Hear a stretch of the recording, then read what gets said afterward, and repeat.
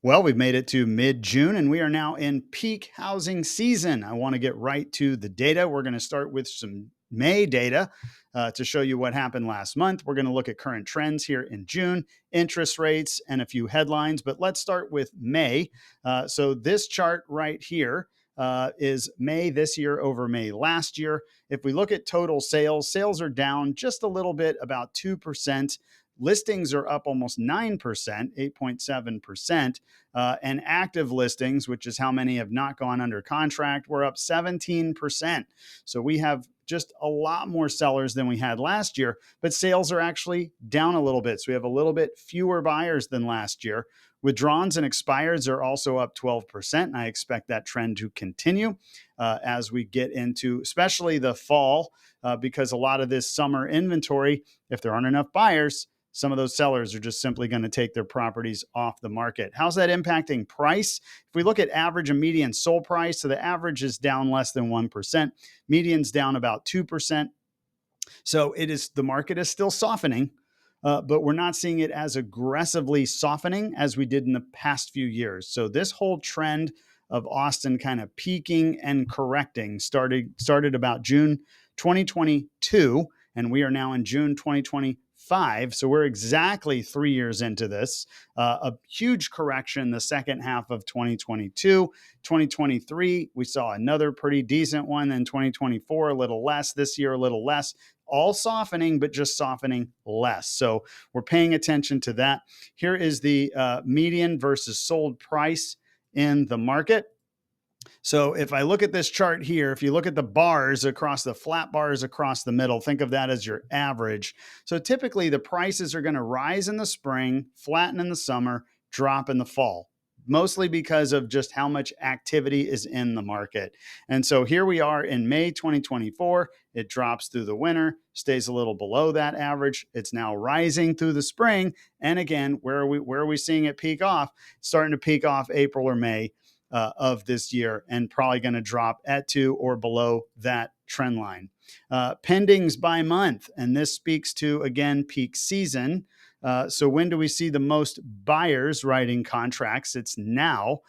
So if you look at this year, really March, April might have been our peak. We'll see. And last year, we saw, again, March, April, kind of the peak. And then we saw a number of contracts being written just drop as we get through the rest of the year. Most buyers are buying in the spring because they want a house for the summer. They want to move in the summer. They want to get comfortable in the summer. They want to take advantage of setting the house up and all that, maybe before a school year starts or a new job starts. And so typically that's a trend we see every year, and we're seeing it again this year. So that's why we're calling this peak season. We might be peaking over number of sales, price, listings, all of that this time. New listings, again, this is peaking right here. Last year, we peaked in May. This year, I think we're still going up. I'll show that to you on some charts. All right, well, let's get into some June data. So right now, they're calling this, balanced market, but really we're tipping towards a buyer's market. Especially if you're a seller, it probably feels like a buyer's market. Many sellers, it's going to take you many months to get a contract from a buyer. Only the best of the best, priced and condition and everything's just right. Those might sell in under a month or a few weeks, but everything else is going to take several months to sell. And this is just the market as a whole. There are pockets of the market where we're seeing inventory way over 12 months of inventory, which means you have 12 or more sellers for every one buyer who's going to write a contract. Then we have other parts of the market that are actually still kind of hovering around a seller's market, maybe 2, 3, 4 months of inventory and doing well. If we look at supply and demand, and again, this is market wide, here we are on the blue, that is listings. So we are well above last year's number of listings. We're probably 3,000 more homes for sale at any one time than we had last year. And that was about 3,000 or more homes for sale over 2023. And so really just listings have continued to pile up. But if we look over here on the right side, demand's been kind of flatter through March, May, and June, or March, April, and May. We're seeing that maybe already peak off. If you look at the dotted line from last year, again, it peaked off in April. and we already saw contracts start to drop as we got into the beginning of the summer. So we're still watching May data come in, and we'll see how June performs. But be prepared. If you're a seller, we're going to see buyer activity start to slow down. It always does as we get into midsummer. People travel, they go on vacation, and they've lost that impetus to buy a house for the summer. Once you get to a July shopper, they're really shopping for a house for the fall. Because it's going to take them a month to be under contract and close and get settled and all that. So really, they're looking for a house for the fall. Let's look at, this is real-time data. This is active versus sold listings.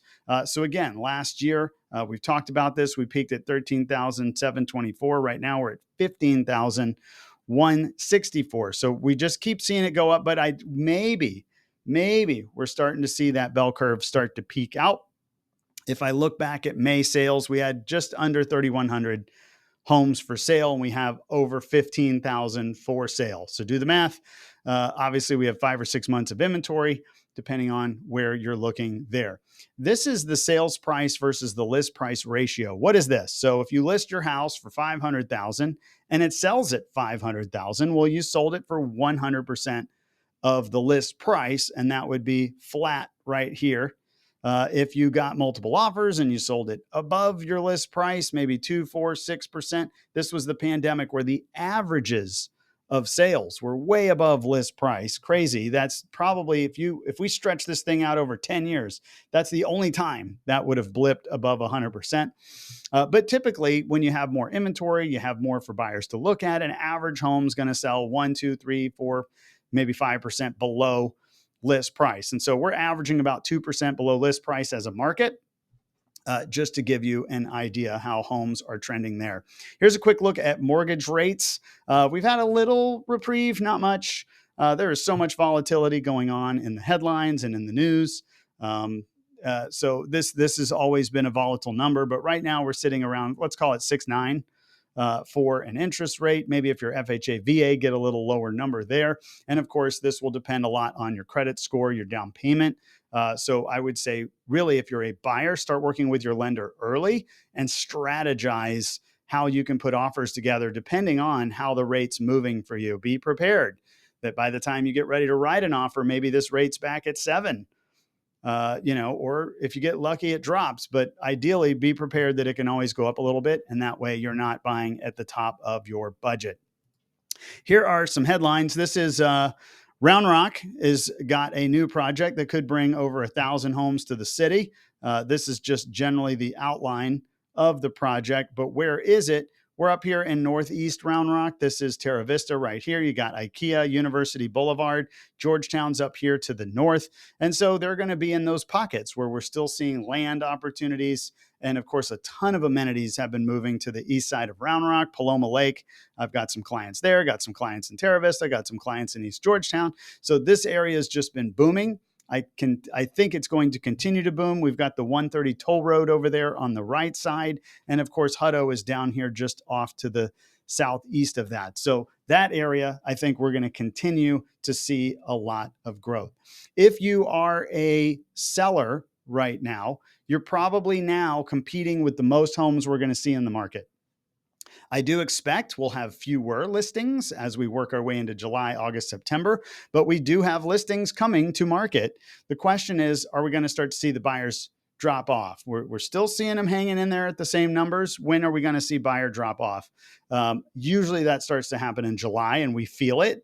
Open houses, things like that, just start to see less traffic. But of course, every year is different. So let's see how this is going to play out. But I would say right now we're peaking on inventory, got to be a great price.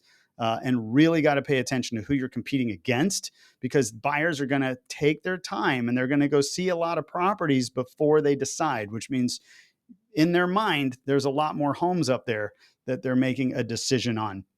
If you're a buyer right now, interest rates are just kind of where we expect them to be. And this might be your window to go see a lot of homes because we have so much on the market. This is your opportunity. If you're waiting for more and more homes to pop up, just know that trend's going to start to slow as we get into future months. You're going to see fewer sellers bringing homes to market, and maybe some of your favorites yeah, maybe start coming off the market. Either they get sold or the seller changes their mind, takes it off the market for a couple of years. So, anyways, now is a good opportunity to get out there and strike while it's hot. Hope this information is helpful. If you want to follow our videos, make sure to check out our YouTube channel at Ryan Kelly Group. You can click that subscribe button. And of course, if you know someone looking to buy, sell, invest, or finance here in Austin, we'd love the opportunity to chat with you. Well, my kids headed to summer camp for 3 weeks yesterday. So my wife and I have a lot of free time now, which is kind of nice. So we're going to be enjoying it. But of course, I'll be working for you as well. Anyways, hope you guys have a great week. Enjoy a little bit milder weather here. And we'll talk to you next Monday. Thanks.